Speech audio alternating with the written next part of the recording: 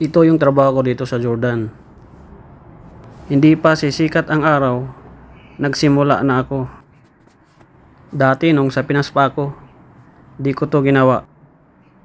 Nung nagsimula ako dito sa Jordan, yung pinakamahirap ko dito ay yung kanilang lingwahe.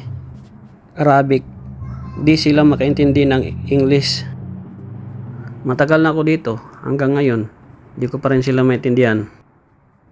Kasi pag magkausap kami ng amo ko, English language yung ginagamit namin. Yung mga tauhan ng amo ko, Arabic yung ginagamit nilang lingwahe. Pag magkausap kami, yung ginagamit kong lingwahe, English, Tagalog, Bisaya. Pag kausap mo sila, hindi sila makaintindi. Ikaw pa mag-adjust. Pag di talaga sila makaintindi, gamitin mo yung sign language. Yung turo dito, turo dyan, pwede na. Pag ituro mo, makaintindi sila.